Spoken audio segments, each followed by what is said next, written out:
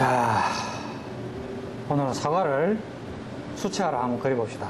사과 그리는 방법이 여러 가지인데, 뭐, 사람마다 다 다르겠죠. 다 다른데, 어떤 경우는 조금 이제 아카데믹하게 이제 사과도 그릴 수도 있고, 어떤 경우는 이제 또 더 이제 그린 사람의 어떤, 느낌이나 취향에 따라서도 더 재미나게 그릴 수도 있는데, 아주 일반적인 경우를 오늘 한번 그려봅시다. 자, 우선은 이제 이렇게 둥글게, 사과의 모양도 처음부터 너무 이렇게 딱딱하게 잡지 말고, 좀 이렇게,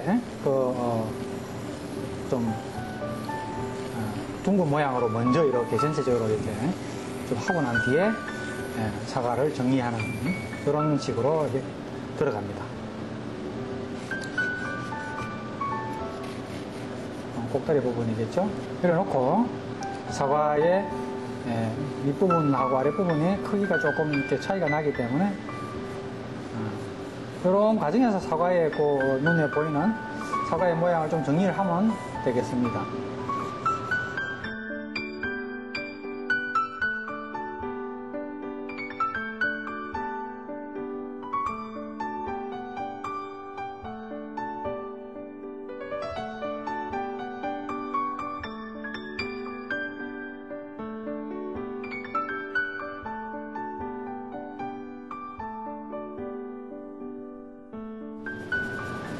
먼저 이게 스케치 과정에서 어느 정도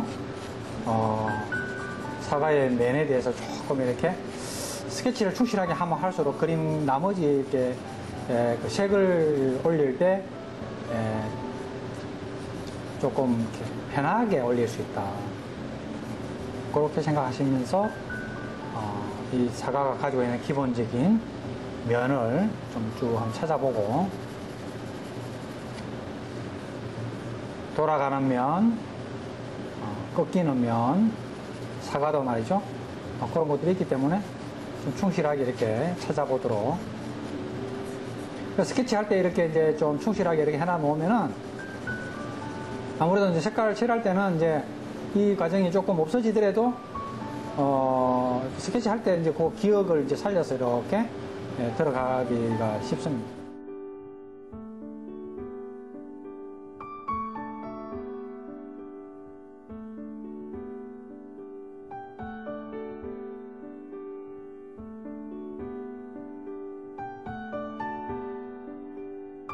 이것도 어디까지나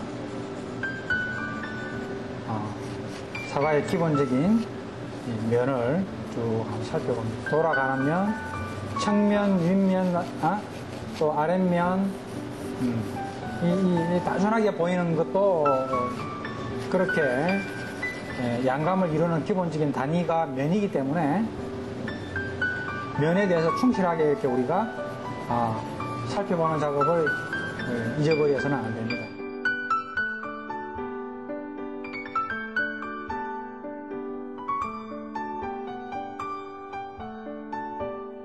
처음에 공부하실 때는 좀 철저하게 하나 쓰는 게 좋아요.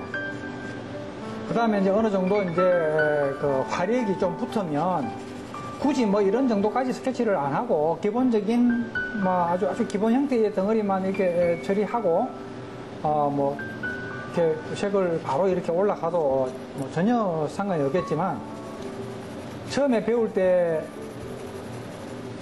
때는 마치 그 색깔로서 대생한다 이런 느낌을 가지고 철저하게 이렇게 조금 보는 것이 훨씬 더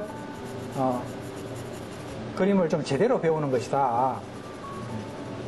그렇게 이해를 하시고 스케치 과정도 그냥 대충 하지 않도록 그런 어떤 배려가 필요합니다. 뭐 바닥에 천이 있어서 천에서 생기는 주름까지 조금 한번 스케치를 한번 같이 한번 해보겠습니다. 자, 이제 스케치가 이제 좀 됐으면은 이제 색칠을 이제 들어가야 되겠죠? 근데 색을 들어갈 때 이제 참 초보자들이 어려운 부분이 어디서부터 칠을 해야 될지 이런 게 참 어렵습니다. 그죠? 그래서 이런 것도 이것도 마찬가지로 사실은 이렇게 수채화로 대생한다. 뭐 그런 생각 가지면은 일단 이제 사실적인 어떤 표현에서는 기본적으로 접근에 들어가는 기본 자세가 됩니다. 그러니까 수채화로 색깔로 대생한다.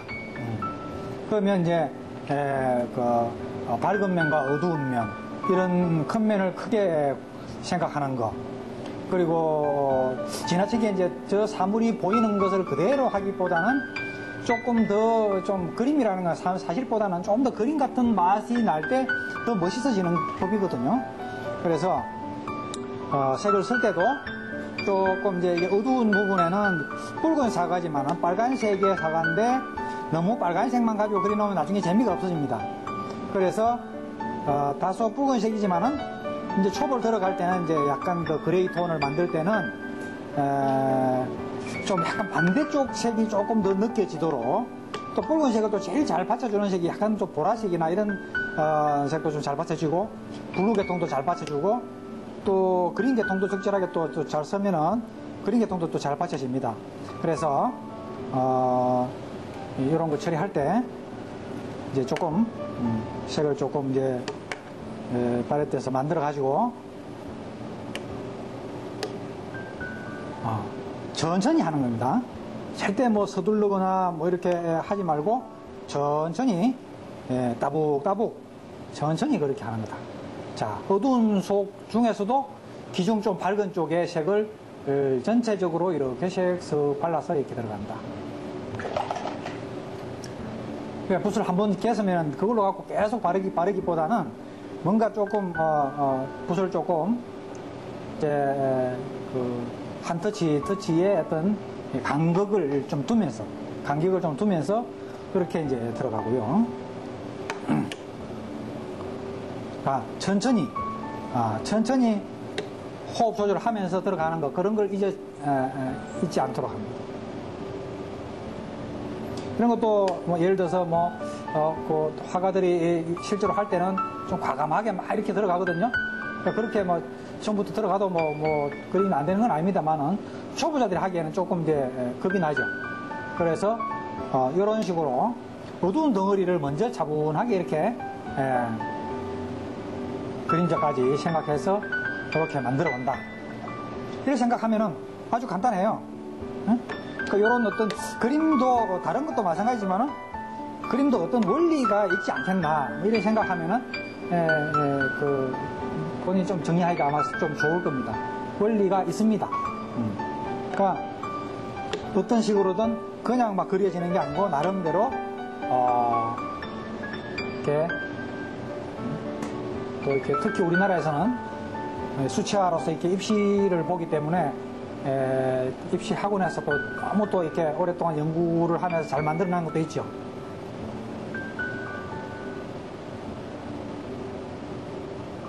마치 약간 회색 톤의 색을 만들어서 그야말로 그냥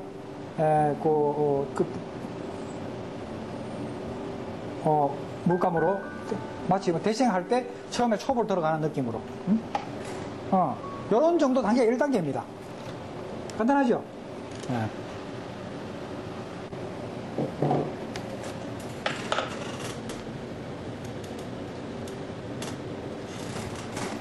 자, 이제 1단계 작업이 이제 딱 이렇게 명암으로 구분하는 게 딱 끝나면은, 그 다음에는 이제 그 빛을 받는 부분에 그 칼라 있는 쪽을 조금, 이제 발라 들어가는데, 그쪽도 뭐부터 들어가냐면은, 거기는 이제 수채화의 특성이, 색을 여러 번 칠하면 이제 색이 이제 좀 탁해지기 때문에, 제일 채도가 높은 쪽을 먼저 골라서 그쪽에 먼저 터치를 한번 이렇게 좀 작게, 너무 이제 크게 들어가지 말고, 침착하게.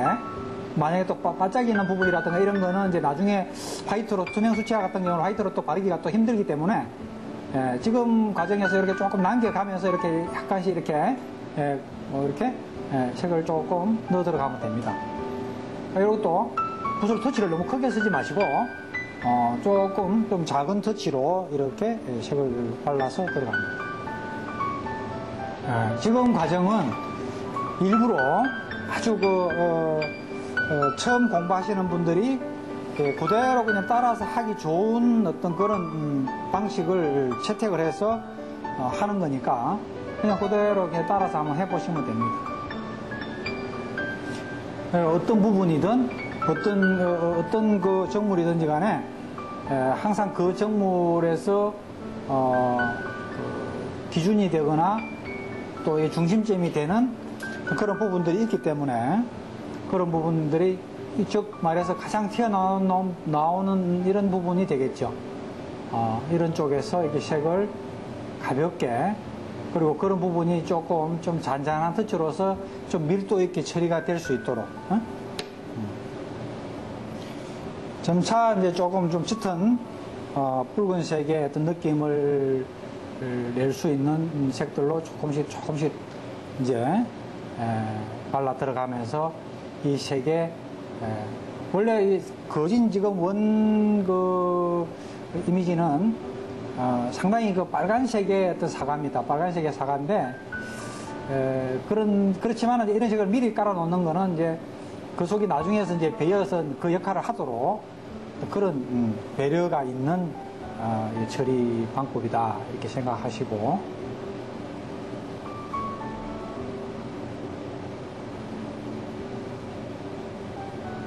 제일 신경을 써야 되는 게 덩어리입니다. 덩어리에 제일 신경을 쓰시면서 조금씩 이제 이렇게 초벌에서부터 중간 이런 식으로 이제 넣어 들어가는 거예요. 그리고 뭐든 제일 신경을 써야 되는 또 부분이 또 어디냐면은 아까 이야기했던 꺾어지는 쪽에서의 가장 근경에 위치한 이런 쪽에 물체들이거든요.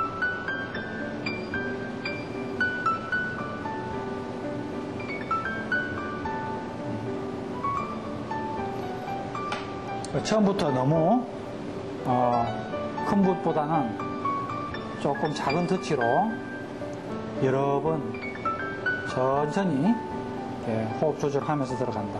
그리고 이런 과정에서 이미 다 면을 생각을 하고 있다. 저 돌아가는 면과 또 안쪽으로 꺾어지는 면과 이런 면을 지금 다 생각하면서 작업을 하고 있다. 그런 거를 잊지 않도록 그렇게 하는 겁니다.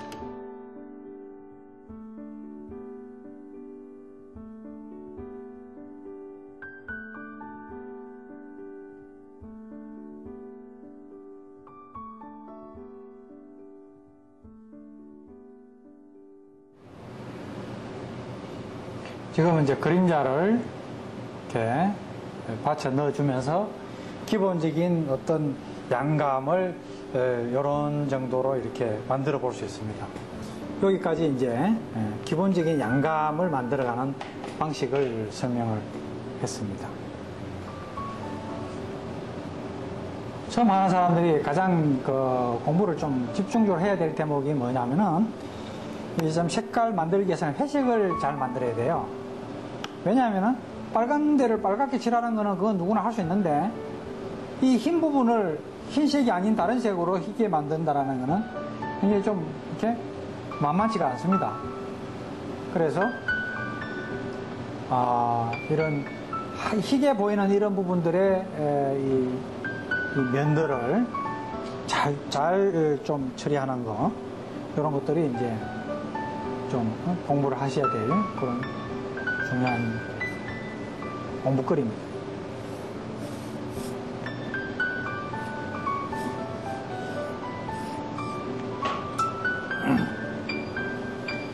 회색은 이제 뭐 삼원색으로도 만들 수도 있고 기타 뭐 브라운 계통이나 그린 계통을 같이 써서 만들 수도 있는데 일반적으로는 이제 가장 많이 하는 것이 삼원색 종류. 뭐 삼원색이라 해도 빨강, 노랑, 파랑이라는 건데 그게 뭐 어떤 빨강을 쓰느냐, 어떤 노랑을 쓰느냐에 따라서 또 이렇게 굉장히 다양하기 때문에 정말 참 그 흰색을 만들어내는 그 중간색의 흰색을 만들어내는 방식이라는 어떤 가지수라고 생각하면은 사실은 뭐 천문학적인 숫자예요. 응? 엄청나게 많단 말이죠.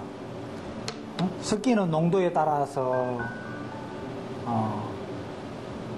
물의 또 양에 따라서 다 다르기 때문에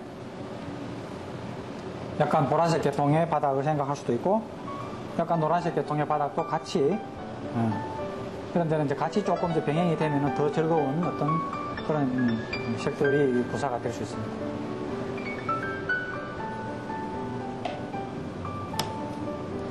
이게 안에, 천 안에 뭔가 이게 또 꺾어진 어떤 그런 면들이 보이기도 하는데 그런 것들을 또 한번 표현 한번 해볼까요?